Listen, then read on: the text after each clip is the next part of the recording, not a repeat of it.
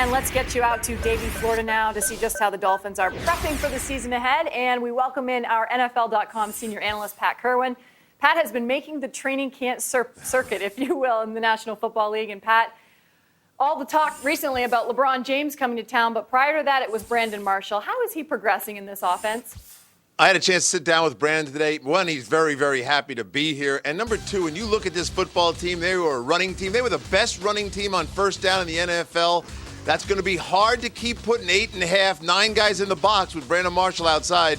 He's fairly confident he's going to get a lot of one-on-one looks. And when he does, they are prepared to take it. Chad Henne really coming along as a quarterback. Yeah, and you just mentioned Chad Henne entering his first full season as a starter for this Miami Dolphins team. How does he prepare for this season? What does he look like in training camp? He looks terrific in camp. Now, with Marshall on the field, he's going to get a lot of looks that are going to be regular for him. He's going to see him over and over again. That's going to help with his decision-making. The other part of this is when you're at Dolphin camp, they run that passing attack with a buzzer on. That clock goes off at 3.5 seconds every play. Today, he did not throw one ball after that buzzer, which means going to be hard to sack this guy. Very fast decision maker, good strong arm. He understands what he's able to do. A lot of help from Chad Pennington. I think Henne is going to switch that number. Last year, 12 touchdowns, 14 picks. I'm looking more 20 touchdowns, 10 interceptions this year. And what an offense this could be if Ronnie Brown is healthy in the backfield this year. How is his progress right now moving into the season? You know, they look great, and he's got competition with Ricky. Ricky's still a guy that works as hard as anyone in the NFL. He ran the ball a couple times today. Didn't have to go to the end zone. He ran all the way down the field. And Ronnie, it's contagious. Ronnie's doing the same thing. Ronnie looks healthy to me. Ronnie's in a contract year. This is a team that's committed to the run first. We're going to see a lot of opportunity for them. He might have 2 1,000-yard backs on the roster. And, Pat, on the other side of the ball, Tony Sperano last year said, hey, we've got to be better defensively. So he brings in defensive coordinator Mike Nolan. How is this defense different now?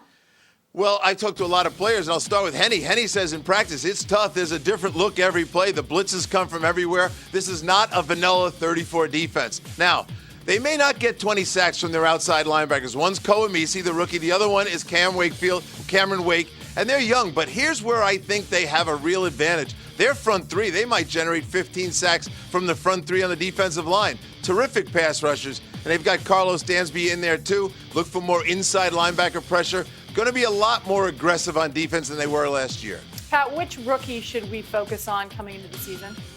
Well, there's 2 guys on defense. I just mentioned one, Koemisi. He's going to be the left outside linebacker, and he's already in the starting unit, so he's got to deliver. He's got to be able to stop the run, too. A lot of people run the ball to the right. The New York Jets are going to go that way, so he's got to be a great run defender. The other one is Jared Odrick. He's starting right now at the right defensive end. He's more than a 2-gapping player. I sat down with him this morning as well.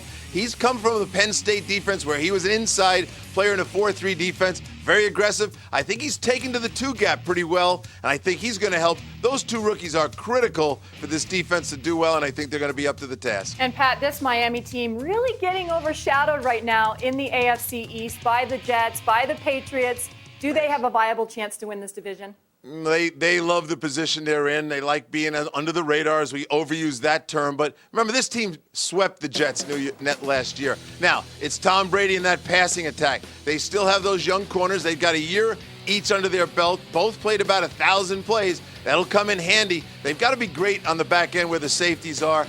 That's their test. And I think they're going to land up being a wild card team as coming out of the East. And I think the Jets might be the team that misses out this year. All right, well, who wins the division? Is that the Patriots? I like the Patriots. Tom Brady, quarterback-driven league. I'll go with Tom first. I like the Dolphins right behind him. All right, that is Pat Kirwin, our NFL.com senior analyst, again, making that circuit around the National Football League. We appreciate you, Pat. Thank you very much.